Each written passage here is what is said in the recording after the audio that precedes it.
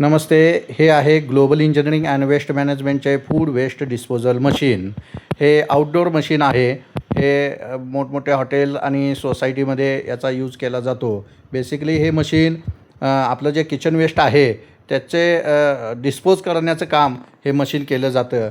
आणि या मशीनमध्ये आपण ज्यावेळी ओला कचरा टाकतो ते पूर्ण क्रश करून त्याची ग्रेव्ही बनली जाते आणि ते ग्रेव्ही ड्रेनेज लाईनला आपण सोडून देतो.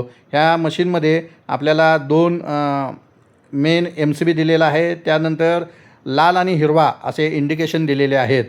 याच्यामध्ये आपण ज्यावेळी फूड वेस्ट टाकतो त्यानंतर कंपल्सरी आपल्याला पाणी याच्यामध्ये सोडायचं आहे.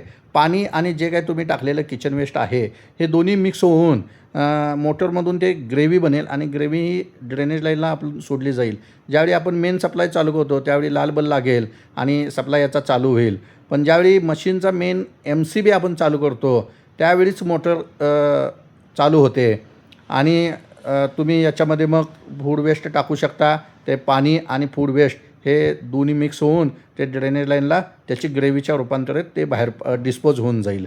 आता आपण एक मशीन कशा पद्धतीनं चालू होतं आहे ते बघूया. आपला मेन MCB चालू करायचा आहे. त्याच्यानंतर आपण म्हटल्यासारखं हिरवा बल्ब लागेल. हिरवा बल्ब लागल्यानंतर मोटर चालू होईल.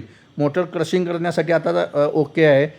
त्याच्यामध्ये आपण वेस्ट टाकून द्या, पाणी सोडा आणि ड्रेनेज लाईनला आपण पाठीमागच्या बाजूला ते सोडून द्यायचं आहे आणि ही मेन ड्रेनेज लाईनला तुमची पाईप लावून क्रश होऊन जाईल. अधिक माहितीसाठी आमच्या कंपनीशी संपर्क साधा.